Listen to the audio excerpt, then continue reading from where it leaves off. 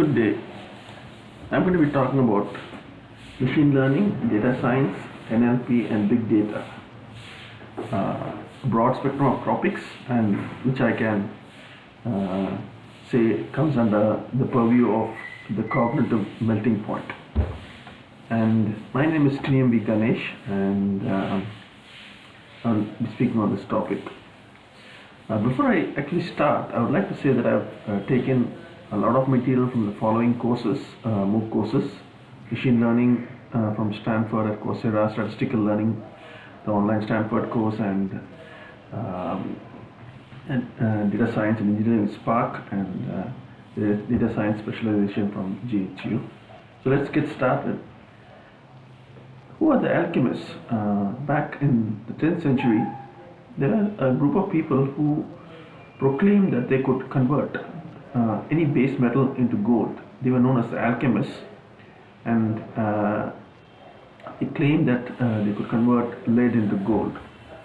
Okay, and so the idea is to convert anything into gold. But what is the relation between data scientists and alchemists? Well, alchemists were not really true. Data scientists, their job is to convert data, whether it's structured or unstructured, whether it's text or data, into insights or nuggets of gold, typically. And data science is a field which tries to extract insight from various forms of structured or unstructured data, and uses a whole spectrum of domains. Includes mathematics, statistics, operations research, and computer science, and also includes machine learning and statistical learning, probability models, AI, and high performance computing. So why do we need data science? We need data science for three main reasons. One is to explore the data, to see whether there's some kind of patterns that we can identify, to make predictions, to make informed guesses of how things would turn out, and for inferences, determine if there's any relationship between the input and the response. So how do we go about data science? Actually, data science is all about asking the right questions. You can end up doing a lot of things. You can do fancy stuff, but if you're not asking the right questions, you will obviously not get the right answers. So it is a question of asking the right questions and then refining the answers till you get what you want. So how did, and anyway, what is the relevance of data science in the 21st century? In the year 2012,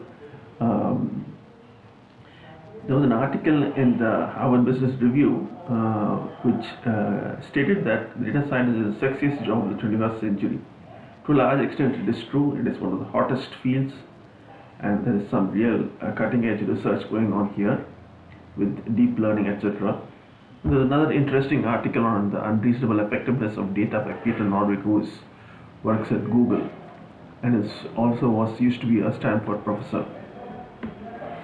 So before we get into the thick of data science, I wanted to say that back in 2006, Netflix came up with a challenge. It was known as the Netflix $1 million challenge, and the challenge essentially required, they hosted this challenge out for all general public.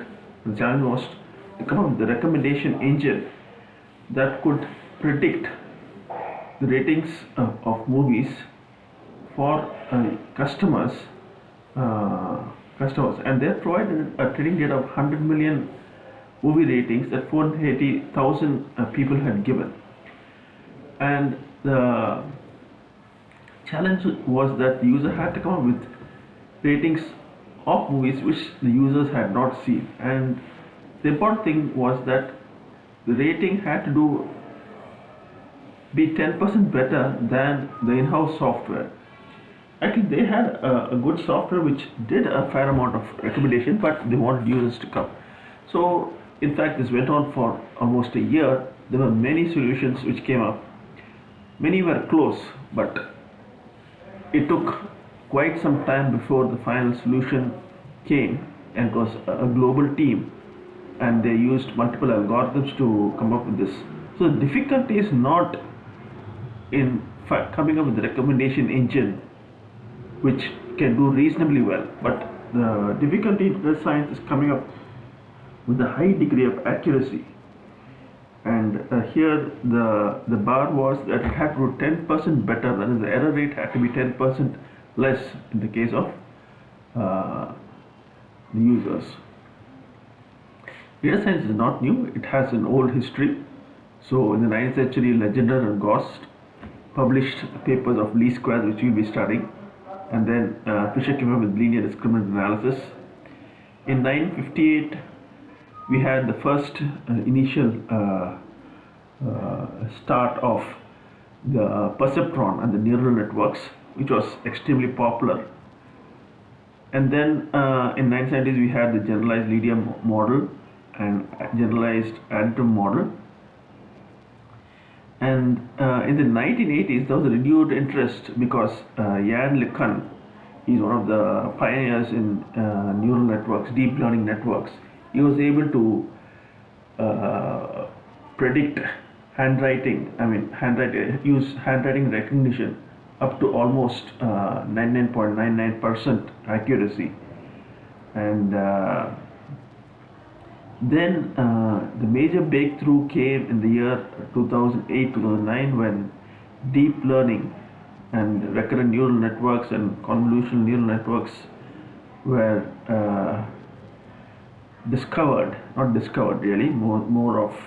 were actually implemented and came up with a remarkable amount of accuracy in predicting, in doing speech recognition, image recognition. Data science, there is one definition. You could say, here's a pictorial representation of data science. It encompasses three skills. You need the domain expertise, whether you are, because data science, it covers multiple domains, whether it's finance or insurance or data networking, telecom, billing, banking, etc., health. So you need the domain expertise, you need the mathematical and statistical knowledge. And interestingly, you also need some amount of hacking skills, because it is not something you just do and get over with. It is something you have to tune and refine and work your way around. And so interestingly, this shows that maths and statistics with domain expertise is traditional research. Maths, statistics, and hacking skill machine learning, because you keep continuously refining. If you just had hacking skills and domain expertise with no major mathematics and statistics, you're bound to run into some kind of issues. You'll come up with arbitrary conclusions, which can be very dangerous. But if you have all these three, it falls into the area of data science. There are certain difficulties in data science. Is basically has to do with overcoming assumptions, making ad hoc explanations of data patterns, not checking enough. We try to generalize, overgeneralize, we overfit, we don't communicate results properly, etc. There's an increasing significance of data science in the last couple of years, and this is obvious simply because the growth and the explosion of data we have seen in the last couple of years with mobile devices, Internet of Things, and smart grid, etc. There's an explosion of traffic all over, and data from everything, web traffic, web exhaust, data collecting exhaust. So here are some quick results. Mobile data traffic grew over 74%, and it has grown almost 4,000-fold over the last 10 years, and 500 million mobile devices have been added in 2015 alone, and the machine-to-machine connection will grow from 604 million to 3.1 billion, almost 5% increase. There are many sources of data, web data. You click stream, and you keep browsing web pages. You click data, etc. Medical records, biological data, gene sequences, machine learning algorithms, and engineering for data from sensors. And data is there everywhere, all over the place. So astronomers and astrophysicists are using these large telescopes, and they are scanning the skies, and the more enormous amount of data that keeps getting dumped. It's almost 620 terabytes of data in 11 months. That's in the year 2000. Imagine how it would be now with the much more powerful telescopes we have. And then computer engineers at CERN, this is the European Large Hadron Collider. It has recorded almost 100 petabytes of physics data over the last 20 years. So data is there everywhere, but we need to be able to mine this data. We need to be able to identify insights. Are there patterns? Are there correlations? Are there trends? Is there anything that we can infer? And we need all this. How do we go about doing this? And this is where data science, machine learning, neural networks, deep learning all come into play. So here, this is just another data. I think all of this is pretty obvious to a lot of us. So let us get into what machine and statistical learning is all about.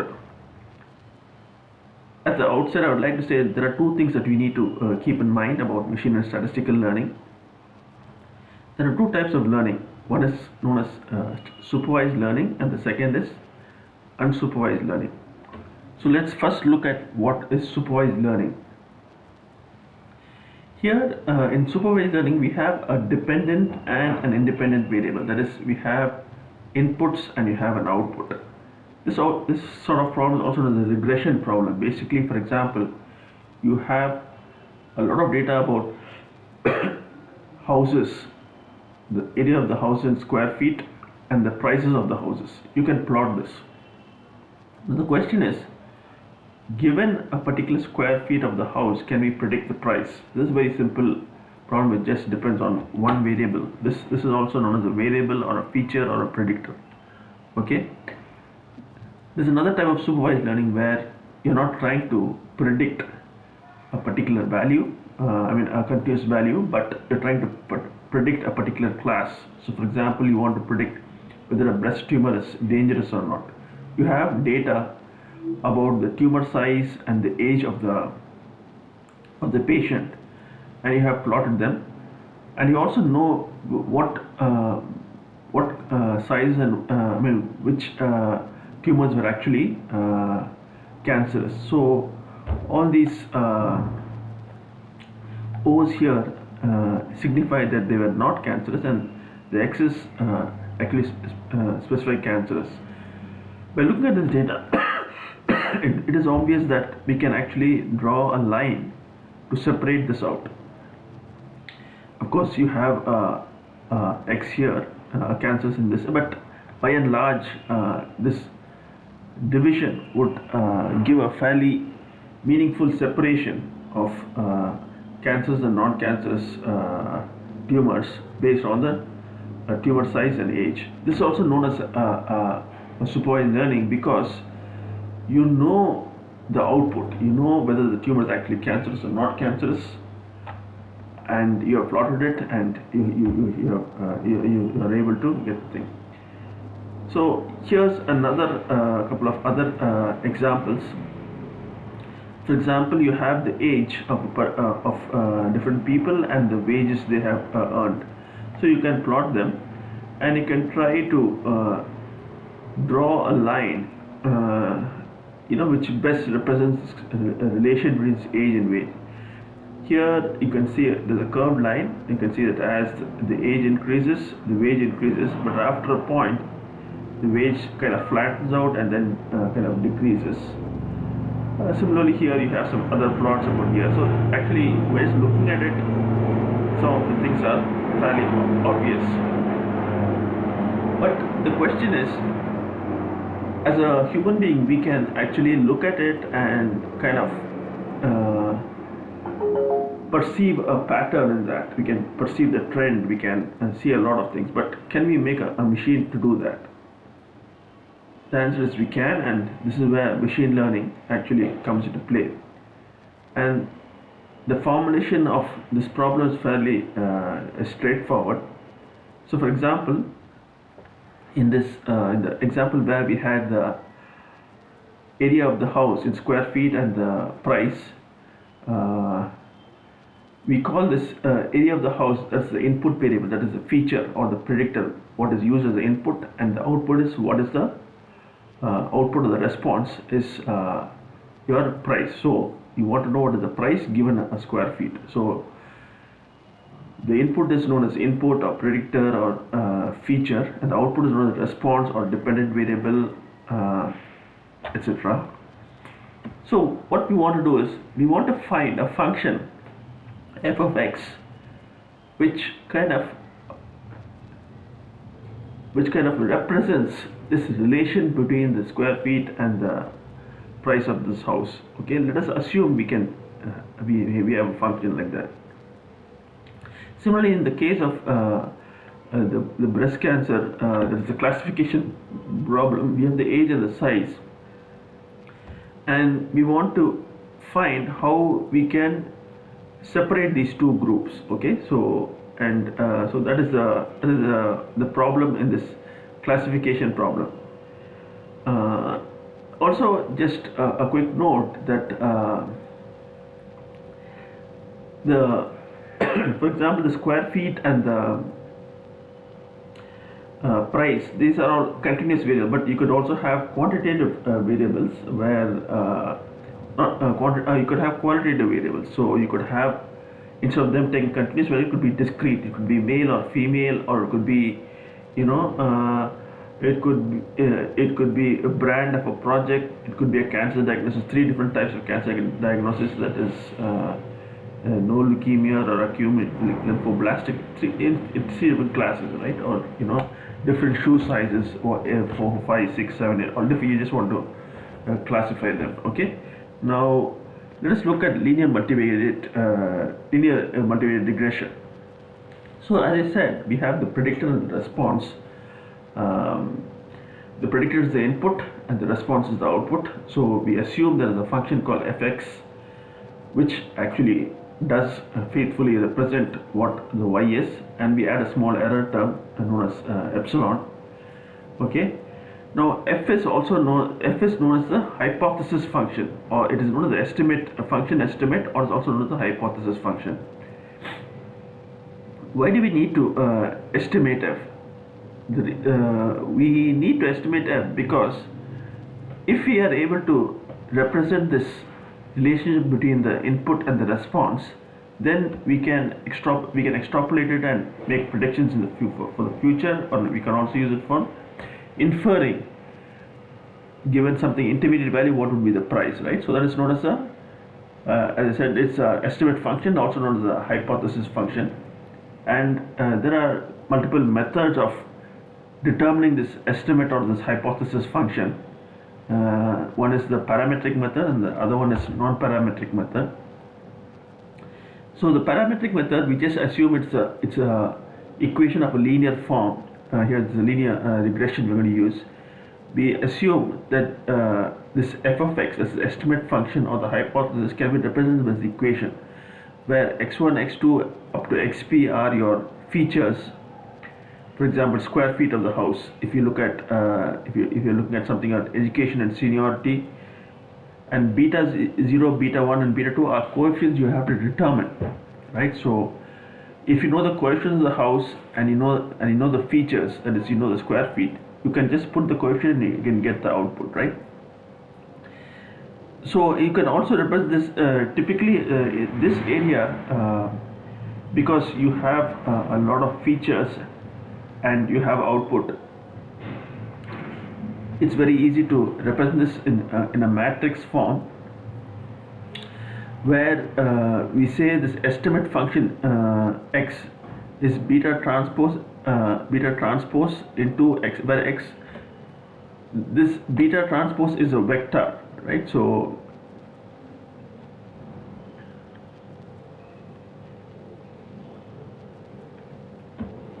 non-parametric methods do not make explicit assumptions about the functional form of f. They seek to estimate a function that gets close to the data points as possible. So let us now look at how this formulation is done and how the solution is obtained. As I said, we estimate this function, which is called the model. It's also known as the fit, or the regression line, which would best go through all the input and the response variable. So we assume it to be a linear equation of the form beta 0 plus beta 1 x1 plus some epsilon. And if you try to just imagine what would be the best fit for this line, so that it very accurately is able to give you a prediction of the response given the input. That is, in this case, what is the best line? You can draw through all the which is as close to all the points as possible, all these data as possible. So the way it is done is we try to take the distance between this data point and the line which this estimated line which you draw, and then we come up with what is known as the mean squared error. So if you look at this, I could draw a line like this. Would it fit the data points well? No, because the distances between the data points and this and the imaginary line would be too far, right? You want to choose a line such that the distance between this point and this line is minimal. If you had a line and you are able to draw, and there's hardly, it touches almost all the points, that means it's a very good fit, right? So the way the mean squared error is computed is it is equal to 1 divided by 2n, and the sum of all the squares, the squared distance from this data point to this estimated line.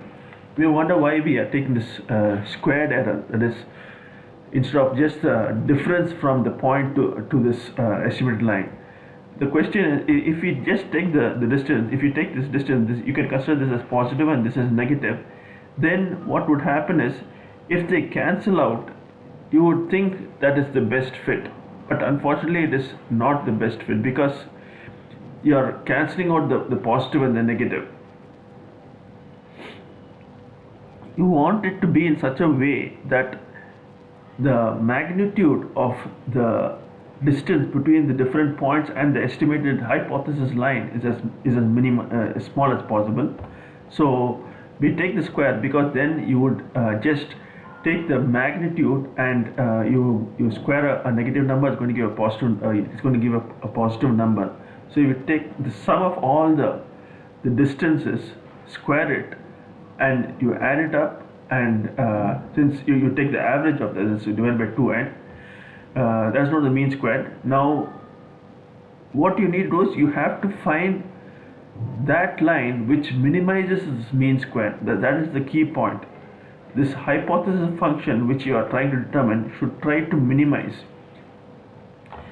And the way what you just try to keep putting different lines and compute the mean squared error, and try to compute this mean squared error which is the smallest. Okay, so for example, if I had a data point, for example, the most simplistic example, the data point was 1 1 2 2 and 3 3, and I assume my estimate my hypothesis function to be of the form beta 1 x.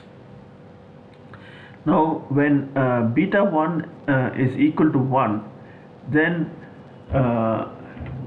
when x is equal to 1 2 and x is equal to 1, then I'll get 1 y would be 1, x is equal to 2, y would be 2, and x is equal to 3, y would be 3. Now if I take beta 1 is equal to 0.5, then I would then when y would be 0.5, 1 and 1.5, and if it's 0, it would be 0. So these are the three lines which you would get, right? So I have now drawn these three lines, and clearly you can be seen that when beta 1 is 1, it is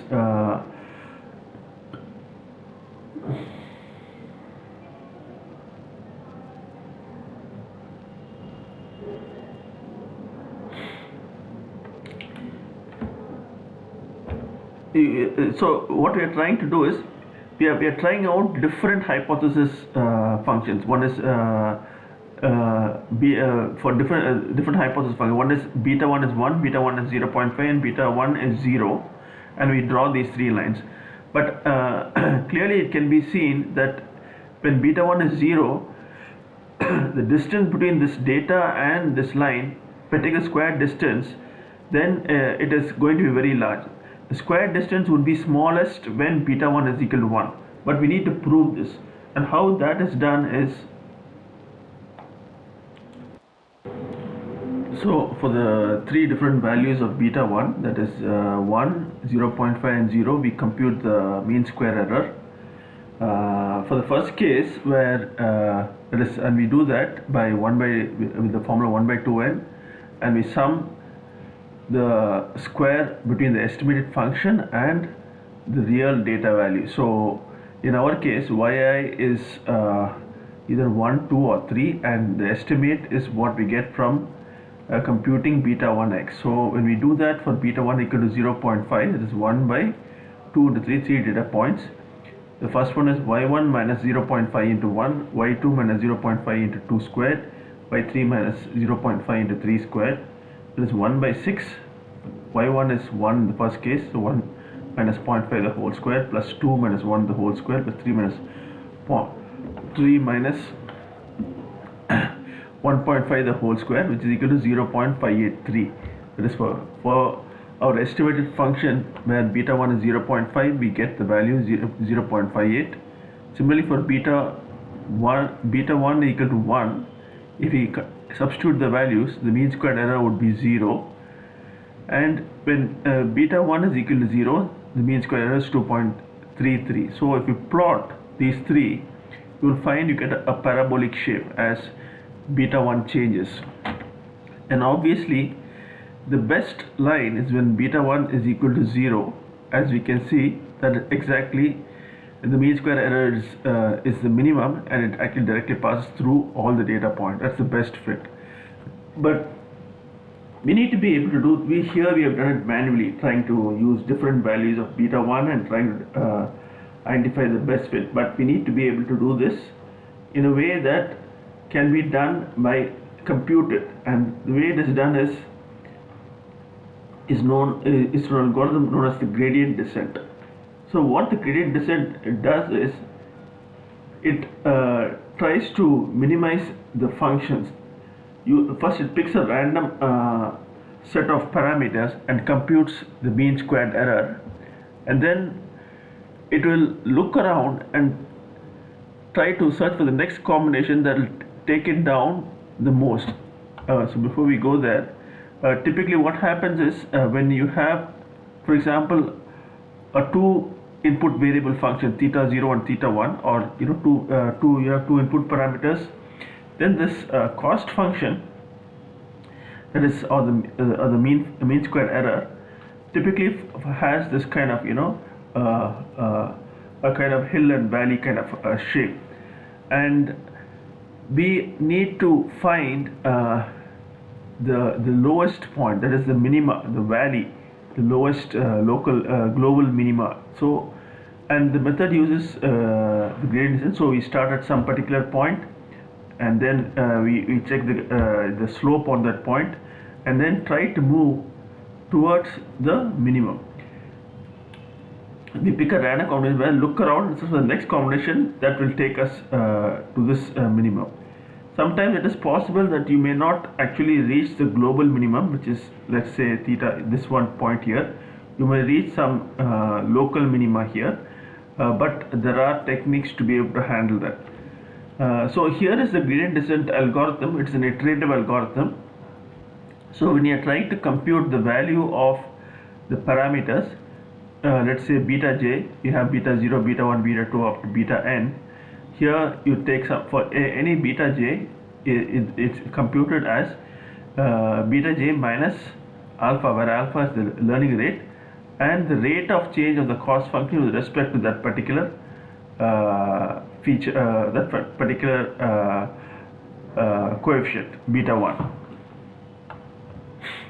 So this will give, by doing this, you can compute it, and it will give you the beta j, and the way you do it is you keep iterating through this till you come to a point where there is not much difference in the cost that you get.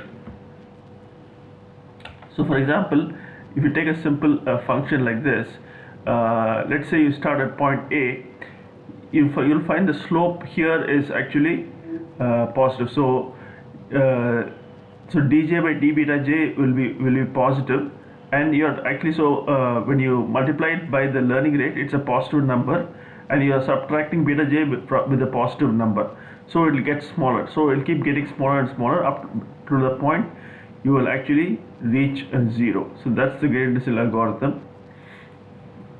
So essentially all that you need to remember is the fact that you are trying to minimize the sum of squares of errors between the regression line and the actual data point. That is what you're trying to do, and the way it is done is to use the gradient descent algorithm, and it can be done in an iterative way. So that is typically what we need to do.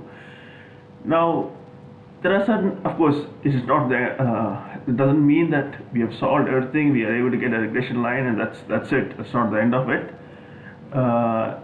There are some key questions that you have to ask. You have to ask which predictors are actually associated with the response. Does each of the predictor or the features have a relationship with the response? Are there some features which have a more significant impact on the response? Is it a linear relationship between the predictor and the response? How well does the model fit the data, etc.? There are so many questions you have to ask, and the way we do that is there are many ways how we go about this. So now let us look at multivariate regression. Now we just saw what we saw. We just took one or two parameters, a single variable regression. Now we take multivariate regression, where we have multiple features of predictors and a single response. So as before, we can represent it in a matrix form, where the beta transpose, beta t is called beta transpose. It is just a set of coefficients. So it is a vector, and you take the transpose, it becomes a column vector, and x is actually your feature matrix. It's a feature of predictor. So for the different values of your features, for the same set of coefficients, you have different responses. So you represent it like this, and I said the gradient descent we already saw. It is beta j minus here.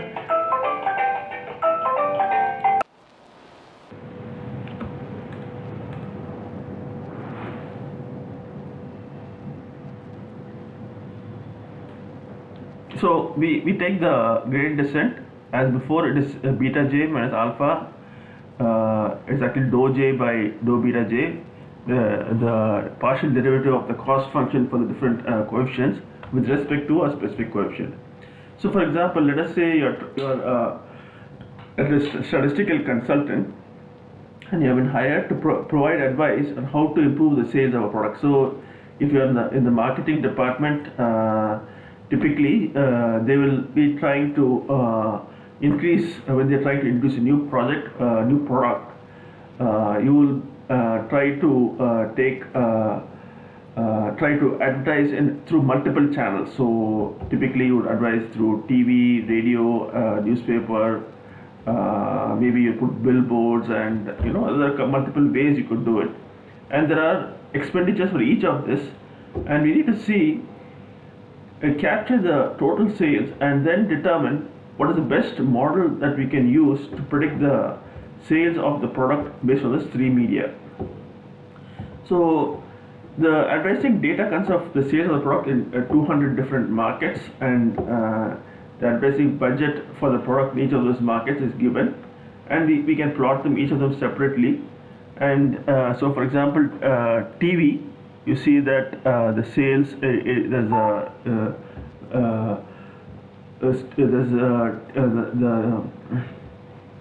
the budget spent on TV advertisement and the sales for that, budget spent on radio and the sales for that, and the budget expended on the newspaper channel and the sales for that. Now the way you do it, for example, you can just take one of it as the sales only depends on, for example, the TV advertising budget. So you can, if you want to do that, you can just say the sales is equal to beta 0 plus beta 1 x, simple one variable one feature linear regression.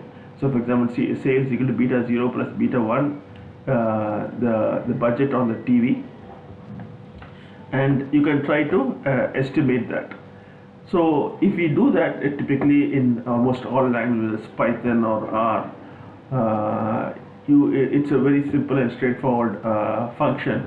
You can directly apply. I mean, all those linear, gradient descent and mean square. You don't have to. I mean, you need to understand the concept behind it, but you don't need to really know the details, etc. So here you will find that you will get an output like this.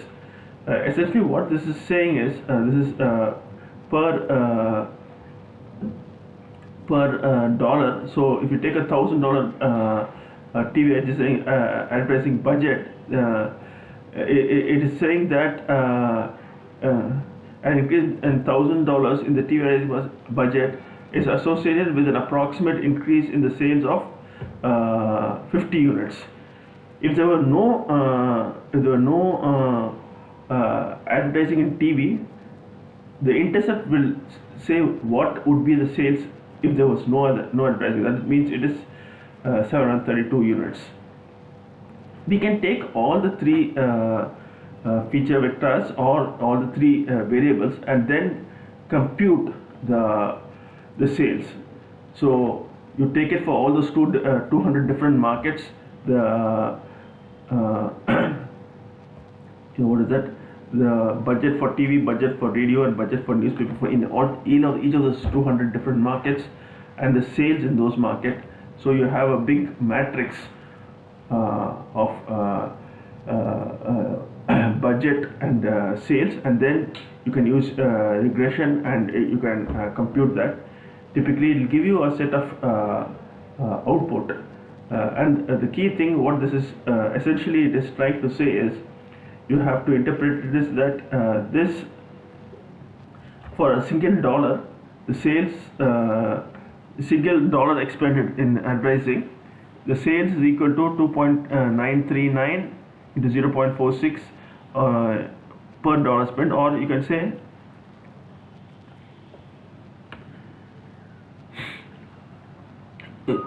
or it means that if you spend $1,000, if there was no dollar spent, then on average you would find 2,939 units spent.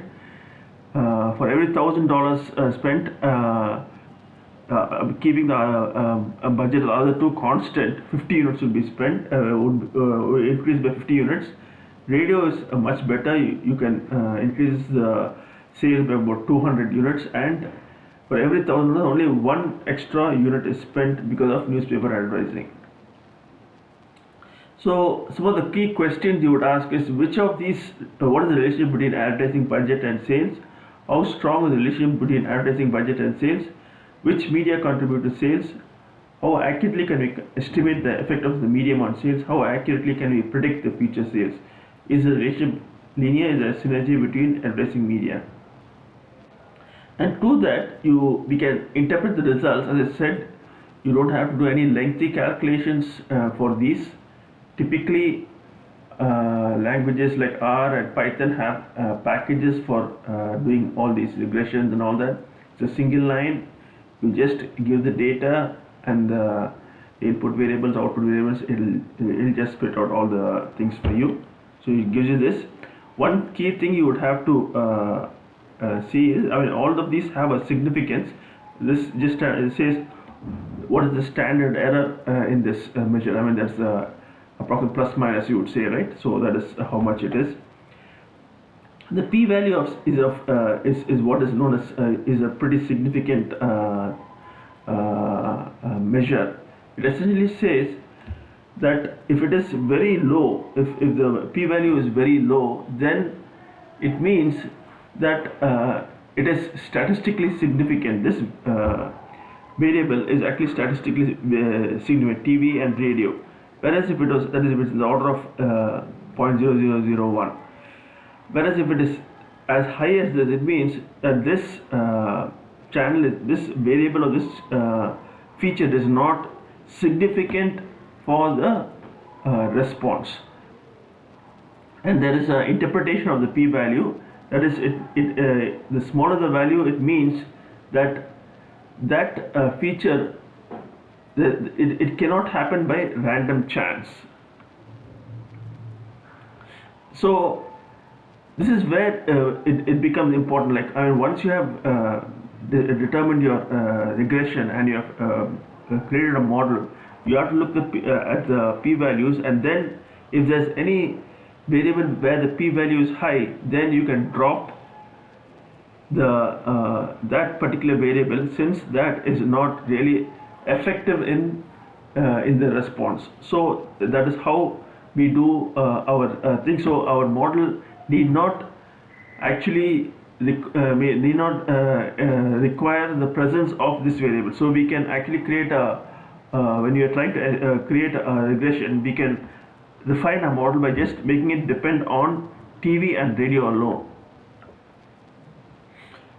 Now there is another important thing. After we have created the model, we need to also determine how well the model fits. Okay, so there are certain measures to determine how well the model has actually fit on the training data.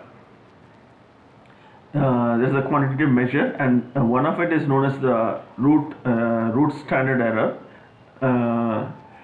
The residual standard error, and it is determined by adding all the sum of the squares and dividing by the total number of data and taking the square root of that.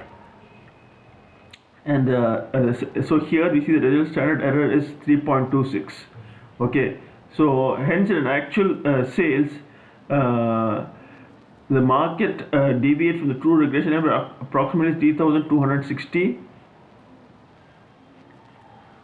on an average. That is, it is how on an average, the larger it is, it means that even though you have put a regression line, we can say that in the event in a real scenario, typically there is an error in your regression line, and the error is approximately almost, you can say, even though it's a plus minus 3,260 units on an average. And there is another measure known as R squared, which is supposed to be slightly a better choice to the residual standard error, because the R square is determined by TSS.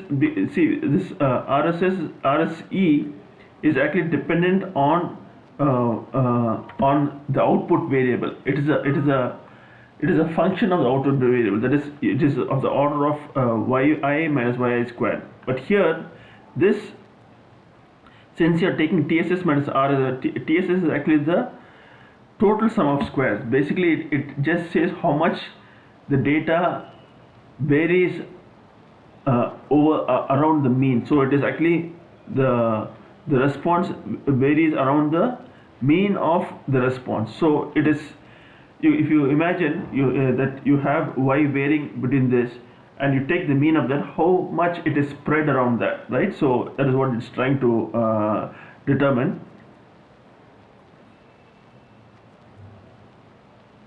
And